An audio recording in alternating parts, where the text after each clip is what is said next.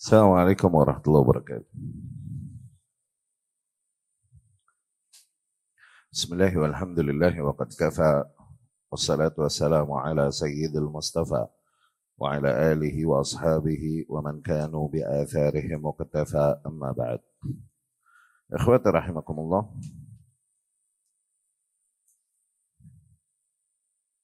Masih di bab 161 ya. Perkataan al-Imam rahimahullah.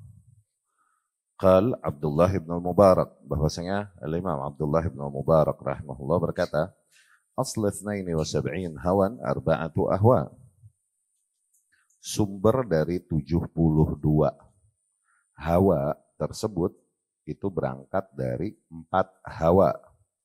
Kemarin telah kita katakan hawa di sini maknanya bid'ah atau penyimpangan, ya. Ahlul bid'ah yakni ahlul hawa. Kenapa dibilang ahlul hawa? Dikarenakan mereka menyimpang dan berada dalam kebid'ahan berangkat dari mengikuti hawanya. Begitu, ya. Nah, 72 kelompok yang menyimpang tersebut sumbernya aslinya itu dari 4 kelompok. Ya. Famin hadhil arba'ah ahwa tasya'abat lithnan wa sab'un. Berangkat dari 4 kelompok inilah bercabang yang 72. 4 tersebut adalah Al-Qadariyah, Al-Murji'ah, Asy-Syi'ah, sama Al-Khawarij. Ya, Qadariyah, Murji'ah, Syi'ah, sama Khawarij. Maknanya yang 72 kelompok nanti membawa pemikiran-pemikiran yang 4 ini. Ya, membawa pemikiran yang 4 ini.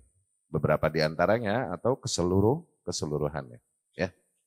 Kemarin telah kita jelaskan bahwasanya kelompok Qadariyah adalah kaum yang berbicara tentang qadar, ya, berbicara tentang qadar dan mulai menyerukan kepada konsep-konsep mengimani qadar yang tidak sesuai dengan apa yang umum berjalan pada para kaum muslimin sejak zaman Rasulullah Shallallahu Alaihi Wasallam, di mana mereka menolak mengimani qadar dan mereka berkata bahwasanya perkara ini unuf, terjadi tiba-tiba begitu saja, nggak ada yang mengaturnya, nggak ada yang menentukannya. Ya, kelompok ini dibilang Qadariyah. Nah, Qadariyah ini dibagi oleh Syekh Saleh Al-Fauzan, bahwasanya Qadariyah ini ada Qadariyah Nufah dan ada Qadariyah Mujabbirah. Nah, Qadariyah yang kita sebutkan tadi dibilang Qadariyah Nufah, yang menafikan adanya qadar.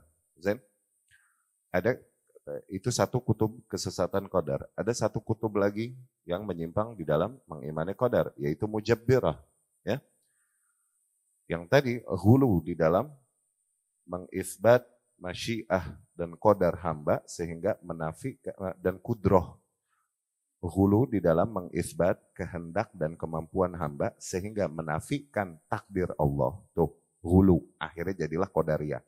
Ya, Mujabbirah atau yang kita kenal dengan nama Jabriyah ini hulu di dalam mengisbat qadar Allah, takdir Allah sehingga menafikan masyiah dan kudroh yang ada pada seorang hamba. No, Ahlus Sunnah di tengah. Allah memberikan kita masyiah, memberikan kita kudroh, tapi gimana pun kehendak kita, kemampuan kita nggak terlepas dari apa yang Allah kehendaki. Wa ma tasyaun illa ayyasha'allahu rabbul alamin. Dan kemudian rukun mengimani qadar pernah kita jelaskan, yaitu 4 tahapan. Yang pertama, al-ilm dulu, keilmuan, yakni keilmuan yang ada pada Allah sempurna. Allah al-alim. Dari situ tasamma, Allah menamai dirinya al-alim.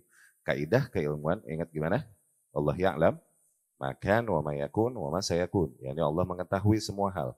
Apa-apa yang telah terjadi, sedang terjadi, dan belum terjadi. Lengkap. Nggak ada yang luput dari pengetahuan Allah Subhanahu wa ta'ala. Oke? Kemudian yang kedua setelah al-ilm yaitu al-kitabah. Nah, al-kitabah ini yang dibilang dengan qadar, diistilahkan dengan takdir, penentuan. Yakni penulisan di Lauhul Mahfuz. Ini 50.000 tahun sebelum Allah mulai menciptakan alam semesta. Allah perintahkan kepada pena, uktub, tulis. Mada aktub ya Rabbi? Apa yang aku tulis ya Rabb? Uktub ma huwa kain ila yaumil qiyamah.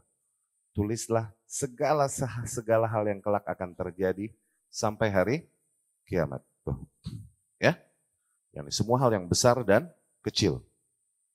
Jatuhnya daun dari puun, atau hancurnya sebuah negeri dan peradaban, semua tertulis. Nah, ditulisnya di mana? Di Lauhul Mahfuz. Penulisan ini kapan? 50.000 tahun sebelum Allah ciptakan alam semesta. Ya, itu penulisan. Ini yang dibilang dengan qadar atau takdir. At-takdir yakni al-kitabah. Writings. Setelah qadar atau setelah kitabah, takdir ini, baru masyiah. Allah berkehendak. Wa masyakan wa ma lam yasha' lam yakun. Apapun yang Allah kehendaki, maka pasti akan terjadi. Apapun yang Allah tak kehendaki, maka tak akan pernah terjadi. Yakni sesuatu terjadi karena Allah kehendaki untuk terjadi. Dan Allah kehendaki untuk terjadi apa yang tertuliskan di dalam qadar untuk terjadi. Tuh. Allah kehendaki untuk terjadi, maka terjadi. Ya. Jadi apapun yang terjadi di alam semesta berangkat dari kehendak Allah Subhanahu wa taala agar hal tersebut terjadi. Dan sebaliknya, apapun yang Allah tak kehendaki untuk terjadi, maka sebesar apapun upaya para makhluk untuk menjadikannya, maka tak akan pernah terjadi. Itu al-masyiah. Ya. Inilah yang membedakan masyiah dengan iradah. Masyiah hanya berkaitan dengan kauniyah.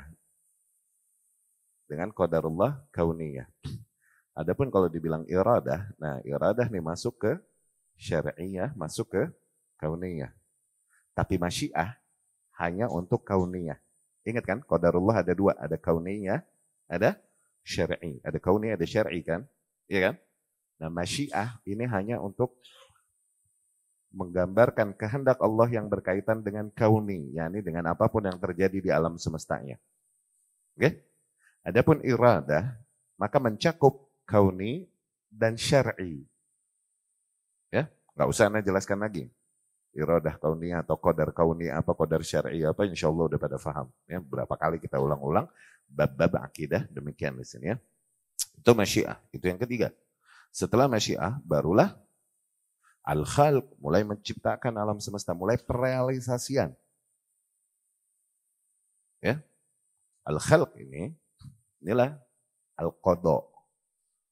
Ini yang tertulis di Lauhul Mahfuz tadi, Allah kehendaki untuk terjadi, kemudian Allah jadikan tuh di qadha, penciptaan, al-khalq, creation, mulai mulai Allah menciptakan alam semesta ini, mulai menciptakan langit dan bumi. Ya. Nah, jarak antara al-khalq dengan al-kitabah tadi yang kedua, itu 50.000 tahun. Goban. Tuh, ingat-ingat. Ya. Jaraknya berapa? Goban apa goceng? Goban. 50.000 tahun. Zin? Nah, ini ahlu sunnah di dalam mengimani qadar. Ya. Kuasai tiap level tersebut, insya Allah selamat kita di dalam mengimani qadar. Ya. Itu kelompok yang pertama. Qadariyah ya. Kemudian murji'ah. Murji'ah ini kelompok yang menyimpang di bab iman. Di bab iman. Oke. Di mana iman itu mencakup keyakinan dan amalan. Demikian datang dari Allah dan Rasulnya Sallallahu Alaihi Wasallam. Oke. Allah seringkali menamakan amalan-amalan dengan keimanan. Wa ma kana Allahu liyudhi'a imanakum ay salatakum. Allah tak akan menyia-nyiakan atau menghilangkan keimanan kalian. Yani Allah tidak akan menyia-nyiakan sholat yang dulu kalian lakukan waktu masih ngadepin Masjidil Aqsa. Nggak dihapus pahalanya waktu dirubah kiblatnya tuh. Allah menamai amalan dengan iman. Nggak bisa dilepaskan antara keimanan dengan amalan. Ya, bahwasanya amalan adalah bagian daripada keimanan. Ya. Iman ini terdiri dari 3 unsur, yaitu ucapan, keyakinan hati, dan amalan. Qaulun bil lisan, i'tiqad bil jinan, sama amal bil jawarih wal arkan. Itu 3 unsur keimanan. Sebagian ulama suka bilang al-iman qaulun wa amal. Cuman begitu kan? Iman ini ucapan dan amalan. Maksudnya sama. Ucapan mencakup ucapan lidah dan ucapan hati. Gitu. Amalan mencakup amalan lidah, amalan fisik dan amalan hati. Ya berarti keyakinan udah gitu. Ya. Nah, Ahlus Sunnah meyakininya demikian. Muncul sebuah kelompok yang memisahkan antara keimanan dengan amalan. Oke? Jadi keimanan buat mereka hanyalah sesuatu yang terbatas kaitannya dengan apa yang diyakini aja gitu. Amalan nih nggak ada urusannya dengan keimanan. Oke? Yakni kalau seorang hamba dia beriman dengan hatinya kepada Allah dan Rasulnya Shallallahu Alaihi Wasallam, maka dengan itu terhitunglah dia seorang yang beriman. Dia melakukan semua bentuk pelanggaran dan dia tidak melaksanakan kewajiban apapun, dia tetap beriman hitungannya. Begitu. Enggak ditulis dosa atas dia. Begitu. Itu murjiah. Fahim? Dia memisahkan antara iman dengan amal. Sebaliknya seseorang beramal baik, melakukan semua bentuk ketaatan, tapi hatinya enggak beriman, katanya, maka enggak kaci juga. Begitu. Hujahnya begitu katanya. Yani kalau orang kafir berbuat amal soleh, dicatat jadi pahala nggak buat dia? Agak. Demikian orang beriman. Kalau berbuat maksiat, tidak dicatat dosa atasnya. Ajib amat. Terus berantakan semua kaidah dan syariat ini yang ada. Kalau gitu kan, iya gak? Itu murjiah. Mereka mau memisahkan iman dengan amalan. Ya, kelompok murjiah. Ada lagi yang lebih ekstrim dari situ. Itu kelompok yang kita kenal Karamiyah. Abdullah atau Muhammad ibn al-Karram. Oke? Nah, cukup hanya keyakinan. Yani seorang terhitung dia beriman dan imannya sama satu level dengan Abu Bakar, Umar, Jibril, Mikail alaihi salam. Apabila dia meyakini, meyakini dan mengimani Allah Subhanahu wa taala dan Rasulnya, kalaupun lidahnya nggak bersyahadat. Kalaupun lidahnya nggak bersyahadat. Yang penting hatinya ya yakin. Yang murjiah standar tadi, kudu tetap syahadat mah, tuh itu murjiah standar. Ini murjiah yang lebih gila lagi, agla itu lebih gila. Lebih gila lagi, syahadat nggak perlu, yang penting hatinya yakin. Berarti nggak bersisa orang musyrik, lah iblis mukmin berarti. Nggak bersisa lagi yang musyrik udah. Kelar nih geng, kelar nih drama. Nggak ada lagi drama berarti kan. Lantaran itu karamiyah. Zen, ini juga pernah kita jelaskan beberapa kali pertemuan di sini ya. Kemudian Syiah. Ya. Syiah. Ini kaum yang muncul dan mereka menjual yang dijual, yang mereka jual adalah kecintaan dan pengagungannya kepada Ahlul Bait. Tapi mereka menempatkan para Ahlul Bait tidak pada posisinya. Berlebihan menempatkannya sampai titik di level rububiyah dan uluhiyah kadang kepada Ali radhiyallahu anhu, Husain radhiyallahu anhu dan lain-lain. Oke? Di waktu yang sama mereka mengkafir-kafirkan, mencela-cela, membenci para sahabat Rasulullah sallallahu alaihi wasallam. Dan Syiah juga levelnya banyak. Yang namanya kesesatan itu kan nggak satu level. Kesesatan ini nggak satu level. Demikian Syiah juga nggak satu level. Yang Rafidhah ini banyak. Ismailiyah, Ithna Asyariyah, dan lain-lain, ini Rafidah. Tidaklah bersisa sahabat Rasul yang beriman, indahum, bagi mereka, kecuali cuma 7. Sabah. 7 jauh beriman. Nggak? Ini Syiah nih. Tayyib. Sisanya semua kafir udah. Ini Syiah. Mereka kaum yang mengagung-agungkan Ahlul Bait berlebihan dan menempatkan mereka tidak pada posisinya. Hakikatnya, ini adalah gerakannya Abdullah ibnu Saba yang mau mencoba gaya makar yang dilakukan kaum Yahudi terdahulu untuk merusak agama Nasrani. Nah, gaya makar yang sama mereka mau lakukan untuk merusak Islam. Tuh sebenarnya gini, Ibnu Taimiyah rahimahullah menyebutkan benang merah ini. Hancurnya agama Nasrani dulu oleh seseorang yang bernama Baulus. Oke? Ini dikatakan dia di zamannya, kalau di kata kita nih, zamannya tabiinnya lah, nggak ketemu Nabi Isa alaihi salam. Oke? Zaman tabiinnya. Murid di antara murid, kalau nggak salah ya, baca lagi nih. Murid di antara murid-murid mafia, yakni Matius. Zen. Nah, dia orang yang sangat membenci adanya syariat baru ini yang bertentangan dengan syariat tradisional yang berjalan. Ya, ini syariatnya Musa alaihi salam. Old Testament, perjanjian lama. Nah ini yang dibawa Isa alaihi salam ini kayak ngupdate yang dibawakan oleh Musa alaihissalam. Dia nggak terima nih update ini. Padahal syariat Musa juga dia rusak juga, dia rubah-rubah. Nggak yang taat-taat amat. Mungkin dia rubah juga, dia rusak. Cuman nggak demen aja sama orang baru. Begitu.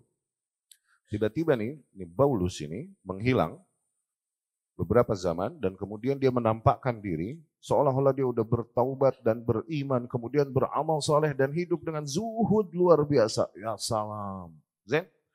Nah pada saat itu, jadi dielu-elukan dan diagung-agungkanlah oleh para pengikut ajaran Isa alaihi salam yang ada di masa itu. Dielu-elukan, oke? Diulamakan dan diwalikan, tuh, disunankan. Oke, oleh mereka. Oh, tahu nggak lu mah si Paulus yang dulu mah musuhin kita, sekarang masya Allah tabarakallah, gitu dah. Gitu. Dan kemudian disebarkan cerita-cerita tentang kekaromahannya, karomah.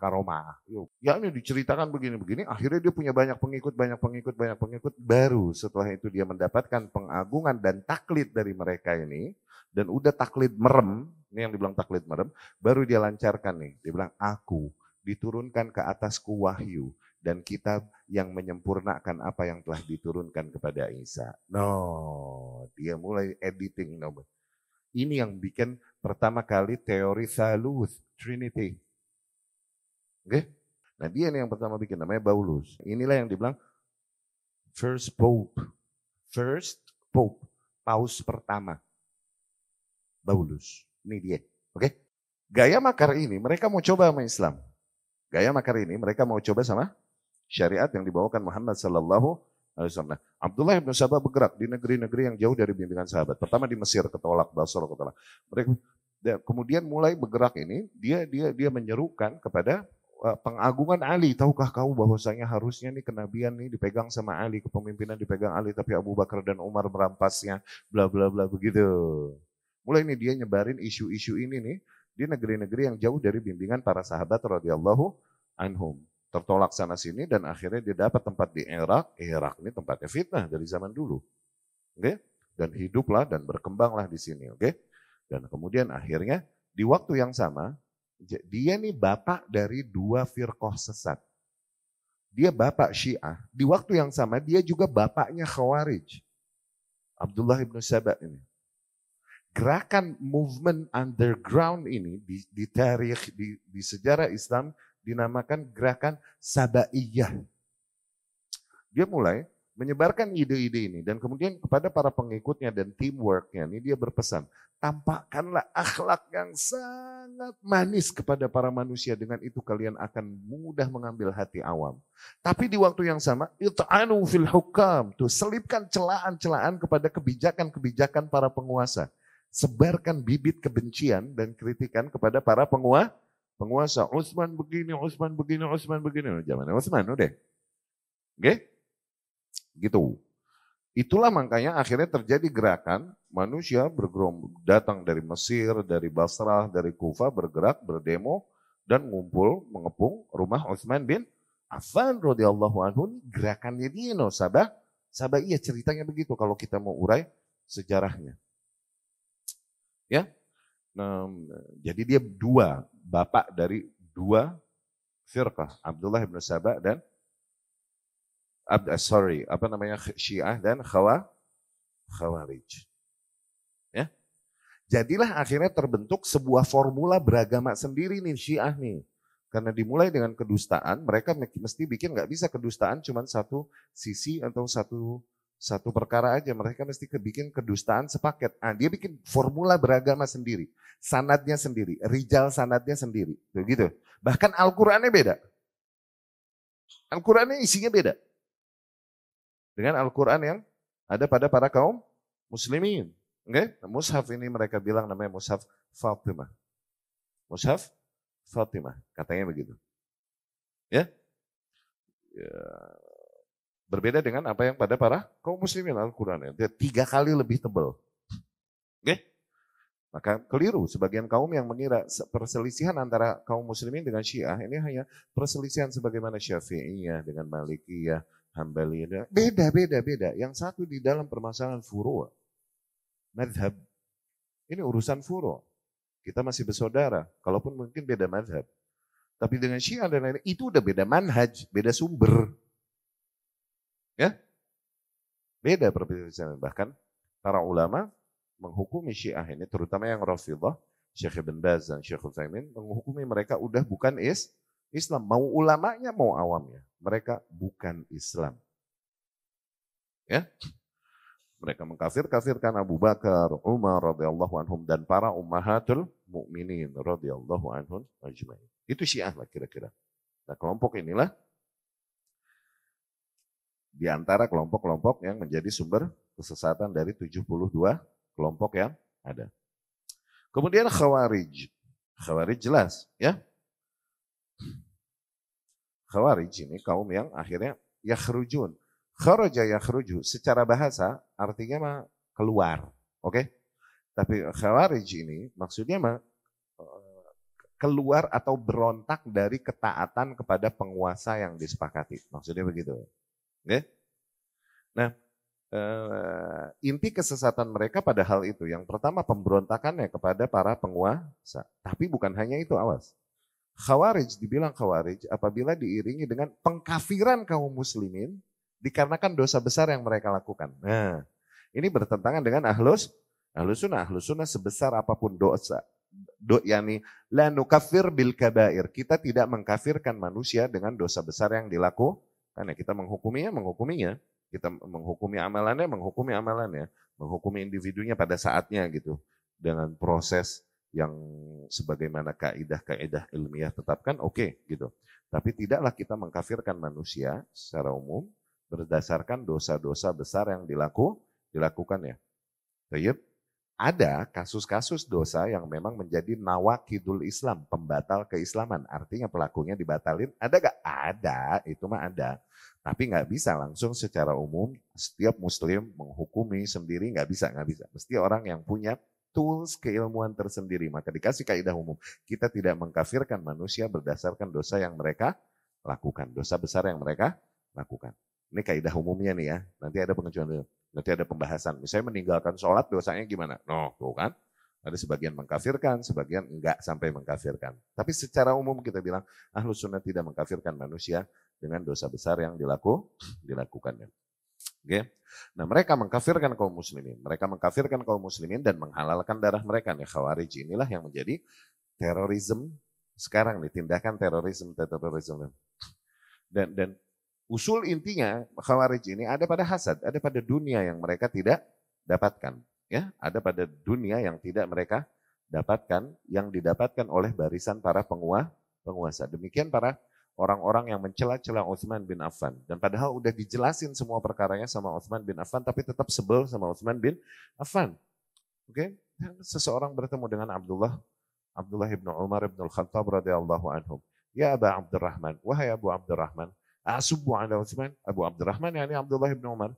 Boleh nggak aku cela-cela Utsman nih? Akhirnya Abdullah ibn Umar memberikan kesimpulan. Innama huwa hadhihi dunya. Ente orang ini cuma gara-gara dunia ini sebenarnya. In a'taqum Utsman raditum. Kalau Utsman bagi sama ente orang, ente ridha. Sami'na wa ata'na. Wa in mana'akumu.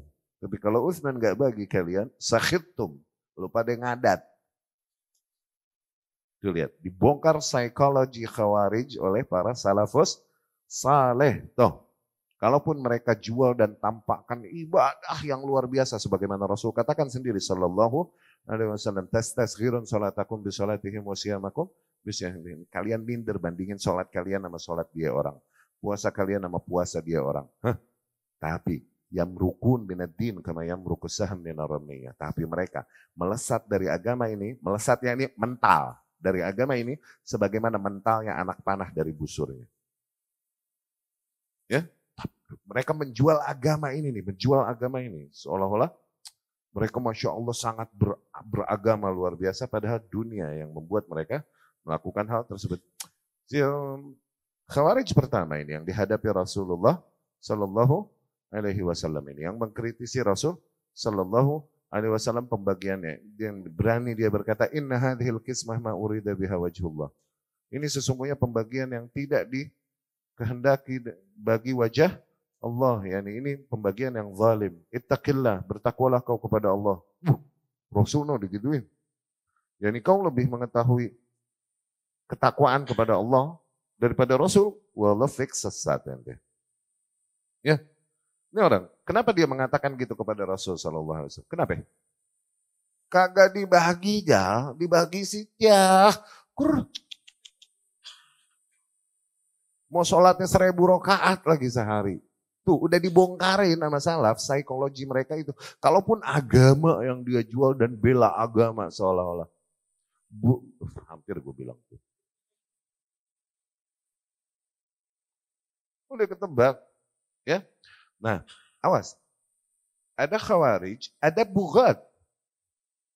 Nah, ini suka sebagian kusut. Oke? Okay?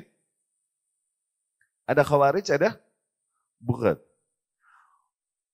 Hukumnya, yakni cara menyikapinya yang diperintahkan oleh Allah kepada para kaum muslimin sama. Diapain? Diperangi. Sama.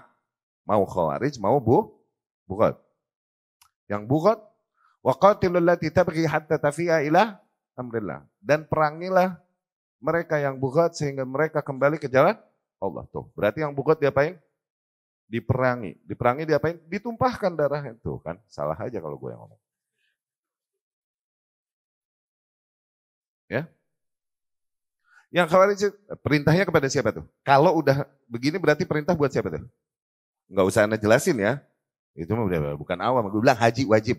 Haji wajib, iya gak? Mesti Anda bilangin gak syaratnya mampu? Mesti Anda bilangin gak?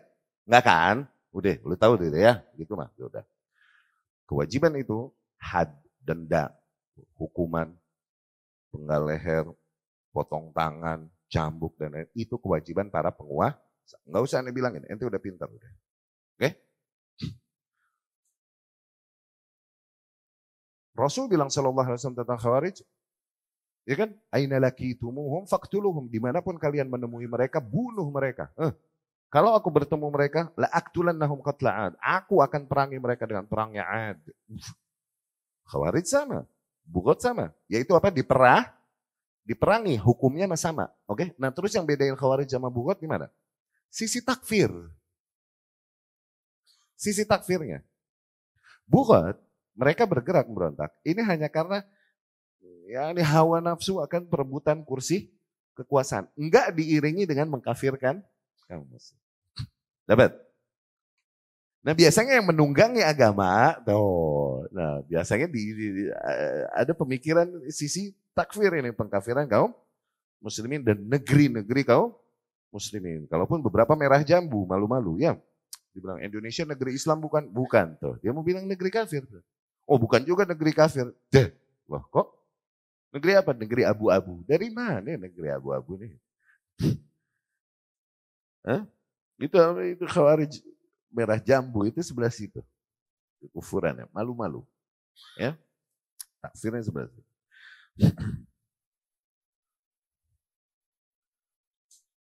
Ya.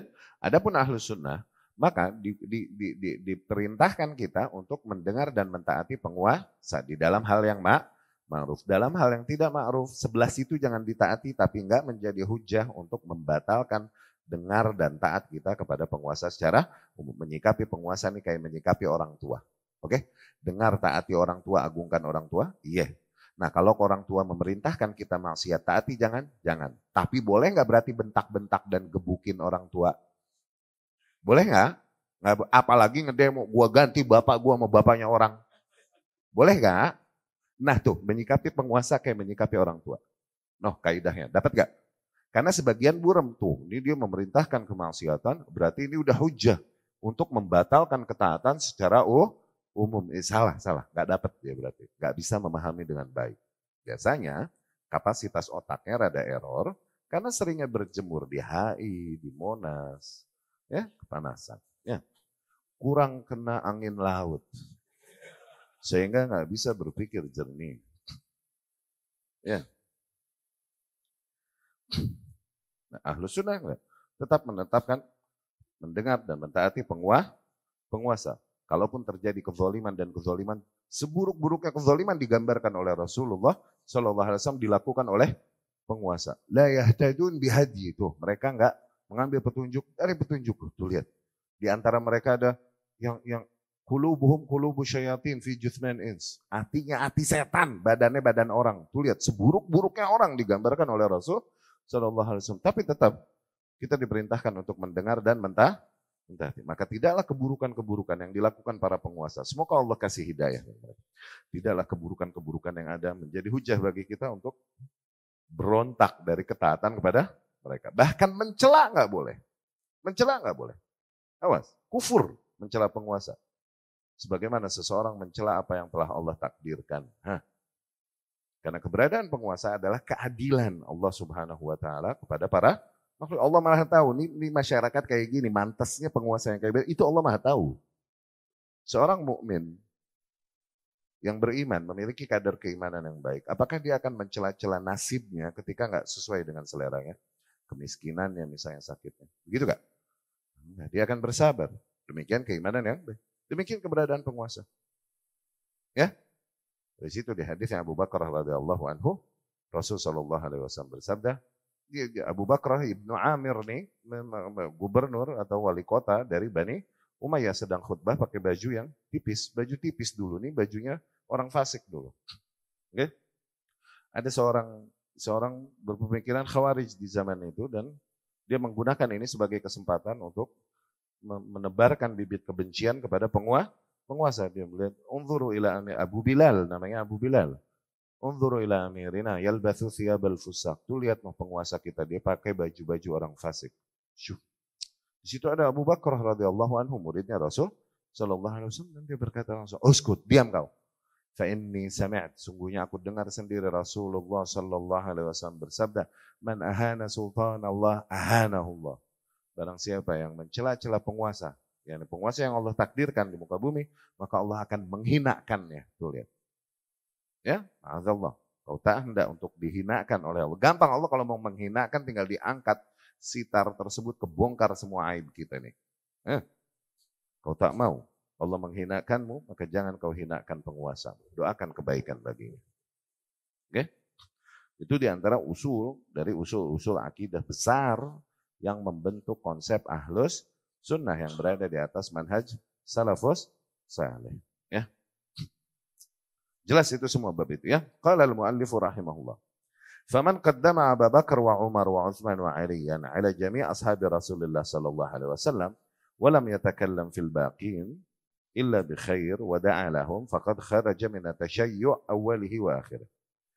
Barang siapa yang mengutamakan Abu Bakar, Umar, Utsman, Ali dari keseluruhan para sahabat Rasul sallallahu alaihi wasallam dan kemudian tidak juga mencela-cela, tidaklah dia berbicara tentang para sahabat secara umum kecuali dengan kemuliaan dan kebaikan, yakni tidak mencela, menghina, meledek dan lain-lain, maka barang siapa yang demikian maka dia alhamdulillah telah keluar dari pemikiran Syiah, telah selamat dari pemikiran Syiah. Ya, dia telah terselamatkan dari pemikiran Syiah. Yakni inti kesesatan Syiah adalah pada takfir, pengkafirannya para sahabat Rasulullah sallallahu alaihi wasallam, ya. Dan pengagungannya kepada Ali yang berlebihan. Maka seorang muslim yang dia menempatkan setiap sahabat pada tempatnya masing-masing, termasuk Ahlul Bait, tempatnya masing-masing. Dibilang sahabat mencakup Ahlul Bait ya, mencakup Ahlul Bait. Ya, karena orang-orang yang hidup bersama Rasul sallallahu alaihi wasallam dan kemudian mengambil ilmu Rasulullah sallallahu alaihi wasallam, mencakup Ahlul Bait. Dibilang Ahlul Bait belum tentu mencakup sahabat. Tuh, awas.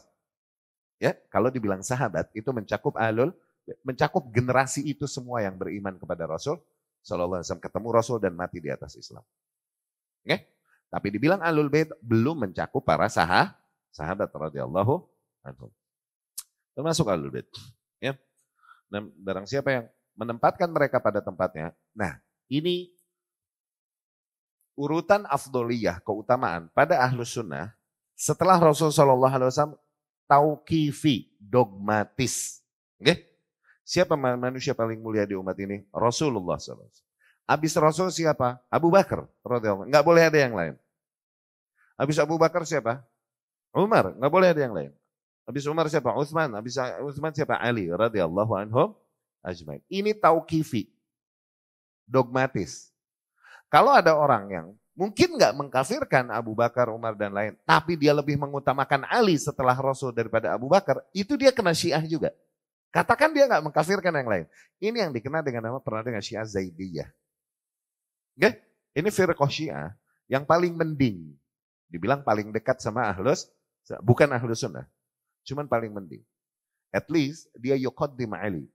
Mengutamakan Ali dibanding Abu Bakar, Umar dan lain-lain. Kalaupun dia nggak mengkafirkan Abu Bakar, Umar dan lain-lain, tapi mengutamakan Ali, itu udah salah. Itu udah error di usul. Ya? Betul. Maka barang siapa yang menempatkan para khulafaur rasyidin di tempatnya masing-masing dan kemudian memuliakan para sahabat Rasul sallallahu alaihi wasallam radhiyallahu anhum, maka dengan itu alhamdulillah dia telah selamat dari pemikiran Syiah. Ya. Nah, biasa yang kena ini, yang kena celaan Syiah ini biasanya adalah Muawiyah bin Abi Sufyan radhiyallahu anhu, Amr bin As radhiyallahu anhu, Abu Hurairah radhiyallahu anhu dan lain-lain. Tuh, ya biasanya mereka menyebarkan kebencian ini dalam baju-baju yang seolah-olah penelitian ilmiah. Tujuannya mau ngebongkar agama dari akarnya langsung, mau ngerusak agama total memang. Disebarkan keraguan para kaum muslimin kepada Abu Hurairah radhiyallahu anhu. Abu Hurairah ini baru 4 tahun Islam bersama Rasulullah sallallahu alaihi wasallam. Kok bisa jadi orang yang paling banyak meriwayatkan dari Rasul sallallahu alaihi wasallam. Jadi Abu Hurairah masuk Islam 4 tahun kemudian Rasul meninggal. Emang benar begitu. Sebenarnya begitu emang. Nah, ini jadi kesempatan nih buat Syiah untuk mencela-cela Abu Hurairah. Kalau jatuh kepercayaan kaum muslimin kepada Abu Hurairah, maka semua hadis-hadis yang diriwayatkan oleh Tabi'in dibatalkan tuh. Sementara banyaknya ilmu yang datang dari Rasul sallallahu alaihi wasallam justru lewat Abu Hurairah. Dia yang paling banyak meriwayatkan dari Rasul sallallahu alaihi wasallam. Ini pernah kita jelaskan juga dan bagaimana menjawab syubhat ini ya dari doa-doa Rasul baginya sallallahu alaihi wasallam. Kemudian all out-nya Abu Hurairah di dalam belajar sama Nabi. Syaghala ikhwani al-ansar as-safqa fi al-hitan. Saudara-saudaraku dari golongan Ansar tersibukkan dengan haid. Haid ini kebun-kebun, yakni berkebun, bercocok tanam. Oke? Wa syaghala ikhwani al-muhajirin as-safqa fil aswaq. Adapun saudara-saudaraku dari golongan muhajirin, mereka tersibukkan dengan bisnis di pasar. As-safq. As-safq kan di pasar kayak begitu. Gitu. Safq. Mereka tersibukkan dengan bisnis di pasar. Adapun aku terus nempel Rasul sallallahu alaihi wasallam, mau lapar mau kenyang. Kata Abu Hurairah radhiyallahu anhu, sehingga aku sering kali mendengar yang mereka tak dengar. Aku sering kali melihat apa yang mereka tidak lihat. Tuh. Kemudian doa Rasul baginya sallallahu alaihi wasallam, Allahumma inni as'aluka uluman la tunsa. Ya Allah, aku memohon kepadamu ilmu-ilmu yang tidak terlupakan. Jadi nempel langsung di Abu Hurairah dan banyak lagi hujah-hujah Ahlus Sunnah untuk mengenal. Dan banyaknya riwayat yang datang dari Rasul sallallahu alaihi wasallam lewat Abu Hurairah nih, kalau misalnya kita jatuhkan kepercayaan kita kepada Abu Hurairah, akhirnya banyak hadis yang sahih mesti kita tolak. Kebongkarlah akhirnya nilai Islam ini gitu. Kebongkar Islam dari akar-akarnya, berhasil mereka.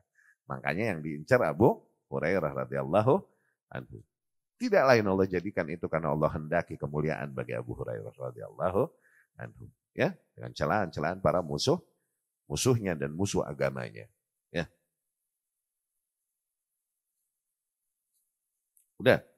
Sudah kita jelaskan. Waman qal, dan barang siapa yang berkata al-iman qaulun wa amal yazid wa yanqus faqad kharaja minal irja' awwalihi wa akhirih. Dan barang siapa yang berkata bahwasanya iman itu mencakup ucapan dan amalan dan sifatnya fluktuatif, yazid wa yanqus, pasang surut. Oke? Maka dia dengan itu telah selamat dari pemikiran murji'ah. Oke? Telah selamat dari pemikiran murji'ah. Konsep Ahlus Sunnah, iman ini mencakup keyakinan hati, ucapan lidah, dan amalan fisik. Sering diungkapkan oleh para ulama qaulun wa amal, ucapan dan amalan. Bukan berarti menafikan keyakinan, ulama ngomong gitu. Pernah tadi Anda jelaskan ya? Ketika dikatakan ucapan dan amalan, ucapan mencakup ucapan lidah dan ucapan hati. Amalan mencakup amalan fisik dan amalan hati. Tuh, ya berarti akidah kan, keyakinan kan berarti kan, gitu. Ini hanya ungkapan-ungkapan yang berbeda lah dari para ulama yang maknanya dia-dia juga. Ya. Ahlus sunnah meyakini demikian. Nah, mereka memisahkan antara iman dengan amalan. No. Kemudian iman itu memiliki sifat pasang surut. Ya. Iman manusiawi. Ada pada seseorang dan kondisinya pasang surut. Pasang ketika banyak amal saleh dilakukan dan kemudian turun ketika banyak maksiat dilakukan. Ya. Sebenarnya kita dengan bilang iman, qaulun wa amal, yazid wa yanqus, kita membantah dua kutub sebenarnya. Iman, ucapan dan amalan. Dengan ini kita membantah golongan Murji'ah. Yazid wa yanqus, iman pasang surut. Dengan ini kita membantah golongan Khawarij. Karena mereka menuntut manusia kalau udah beriman, imannya harus senantiasa sempurna. Sehingga ketika jatuh imannya dan terjadi dosa besar, dengan itu dikafirkan dia. Tuh, ini tuntutan Khawarij. Nah, otomatis Murji'ah dengan mengatakan bahwasanya iman ini terpisah dengan amalan, otomatis dengan itu berarti iman nggak memiliki sifat naik dan turun. Sama, mereka pun meyakini itu. Ya. Maka yang barang siapa yang meyakini sebaliknya, tidak meyakini sebagaimana yang mereka katakan, mereka meyakini bahwa iman itu ucapan dan amalan. Iman memiliki sifat naik dan turun, nggak mesti stagnan. Oke? Dan itu manusiawi. Maka dengan itu dia telah selamat dari pemikiran Murji'ah. Waman qala as-salah khalfa kulli bar wa fajir wal jihad ma' kulli khalifah wa lam yara al-khuruj 'ala sultan bisayf wa da'a lahum bis-salah faqad kharaja min qaulil khawarij awwalihi wa akhirih. Barang siapa yang mengatakan wajibnya salat di belakang setiap penguasa, mau penguasa yang baik ataupun yang buruk. Dan kemudian jihad wajib bersama setiap pemimpin yang ada, mau baik ataupun buruk. Dan kemudian dia tidak memperbolehkan berontak kepada penguasa dengan pedang, yakni mengangkat senjata. Kemudian dia memilih untuk mendoakan kebaikan untuk para penguasa, bukan malah mendoakan keburukan atau mengajak manusia untuk mendoakan keburukan bagi penguasa. Oke? Barang siapa yang berada di atas semua keyakinan itu, maka dia telah selamat dari pemikiran Khawarij dari ujung sampai ujung, insya Allah. Tuh. Ya. Jadi salat wajib dalam artian di belakang para penguasa yang baik dan yang buruk, maknanya bukan sebagian mentawil ini dan kemudian ngotot dia nggak mau sholat kecuali di masjid Pemda lah. Kotanya kan sholat wajib di belakang penguasa, nggak mesti begitu. Masjid-masjid yang ada, tapi masjid itu diizinkan juga untuk beroperasi oleh penguasa dan sholat di situ terhitung sholat bersama penguasa. Waktu yang ditentukan oleh penguasa, terhitung bareng sama penguasa. Dapat nggak? Jadi nggak mesti sholat ke masjid Pemda supaya sholat di belakang penguasa. Sholat itu nggak boleh katanya kecuali di belakang penguasa. Maka nggak mau sholat di lapangan sini, dia akhirnya ke masjid Pemda. Ini bahlul. Takwil yang dia ngarang-ngarang sendiri. Andai saja tawadhu dia dan mau bertanya kepada para penuntut ilmu deh, jangan kepada ahli ilmu. Mungkin dia akan mendapatkan keterangan tentang hal itu. Dan nggak kepedean untuk berijtihad sendiri, mencoba menelan nas perkataan para ulama semudah itu sehingga akhirnya salah faham ya, kelolodan. Ya. Jadi Ahlus Sunnah tidak memberikan syarat untuk mentaati penguasa, sholat di belakang mereka, jihad bersama mereka. Itu tidak memberikan syarat bahwa penguasa tersebut harus penguasa yang baik. Enggak. Ahlus Sunnah memutlakkan ketaatan tersebut mau kepada penguasa baik ataupun penguasa yang buruk. Oke? Kenapa demikian? Kalau misalnya diberi syarat, mentaati penguasa, sholat di belakang penguasa harus penguasa yang baik, maka akan selalu ada hujah buat orang-orang hasad untuk merusak dan menuduh keburukan kepada penguasa. Jangan penguasa sekarang, Rasul dituduh nggak adil loh. Rasulnya Utsman bin Affan nih, yang malaikat minder dari dia, radhiyallahu anhu, dituduh zalim, dikafirin, ditumpahin darahnya. Gimana penguasa yang ada sekarang tuh? Maka nggak mungkin menerapkan syarat itu tuh nggak mungkin. Mentaati penguasa harus penguasa yang baik gitu, nggak mungkin, nggak mungkin. Maka dikasih sementah-mentahnya, sepahit-pahitnya gambaran seburuk-buruknya penguasa oleh Rasulullah Sallallahu Alaihi Wasallam sambil disuruh tetap sabar, dengar dan taati. Oh, dapat gak? Ya, demikian sholat di belakang mereka, sholat bersama mereka, Jum'ah, Jamaah, A'yad, Id bersama mereka, ya, bersama para penguasa, yakni bersama arahan di bawah arahan para penguasa. Oh, jangan pisah kalau Id, ya. Iya. Dan berjihad bersama setiap penguasa yang ada. Tuh lihat, di antara syarat mutlak sahnya jihad adalah jihad harus di bawah pemimpin yang sah. Di antara syarat sah inti jihad adalah jihad harus di belakang penguasa. Ya, mau setaat apapun, sebersemangat apapun sebuah kaum di dalam membela kaum muslimin, tapi mereka tidak memenuhi syarat itu di dalam jihad, maka jihadnya tidaklah memenuhi syarat keabsahannya. Dan itu udah diantara ciri mutlak bahwa kaum tersebut bukan di atas manhaj ahlus sunnah. Udah jelas, fix. Dan kalau bukan di atas manhaj ahlus sunnah, jangan berharap dia membawakan kebaikan kepada kaum muslimin. Jangan. Dia lagi nyari kebaikan, keuntungan buat kelompoknya sendiri. Ya. Dan mendoakan kebaikan bagi para penguasa. Tuh lihat, tidak ada dari 72 kelompok yang nyuruh begitu, kecuali ahlus sunnah. Ya, dan dituduhlah ahlus sunnah penjilat, ya salam, dengan mendoakan kebaikan bagi para penguasa. Padahal kalau begini ngikutin akal salim deh, akal yang sehat, mantik yang selamat aja ya, nggak mesti ngikutin nasihat. Dia mendoakan keburukan kepada penguasa, celah-celah penguasa. Dosa apa pahala yang dia dapat? Mendoakan kebaikan dapat dosa apa pahala? Iya kan? Mendoakan keburukan kepada penguasa. Dengan itu, mencela-cela penguasa. Mungkin nggak dengan itu Allah merubah kondisi penguasa? Kagak. Yang ada malah nambah dibikin suwe loh. Nyela takdir. Lebih suwe, lebih aswa. Mendoakan kebaikan kepada penguasa. Ada kemungkinan nggak Allah merubah penguasa lebih baik? Ada kemungkinan. Lalu mengapa mengambil langkah untuk mencela-cela penguasa, mendoakan keburukan bagi penguasa? Kenapa? Kalau emang akalnya straight, gak mesti dengan nos-nos yang banyak dan lain-lain. Fitrahnya salim aja. Ya? Mau setua apa lagi? Mau sebesar apa lagi? Dia menyerukan doa keburukan kepada penguasa, fix, dia bukan ahlu sunnah, dan itu perbedaan di usul. Terima kenyataan itu. Ya? Faqad kharaja min qaulil khawarij awalihi wa akhirih. Maka dia telah selamat dari perkataan kaum khawarij, dari keyakinan kaum khawarij dari ujung sampai ujung. Maknanya, barang siapa yang masih ada pemikiran-pemikiran demikian pada dirinya, salah satunya atau seluruhnya, maka masih ada padanya pemikiran khawarij. Mau jenggotnya sampai ubin lagi.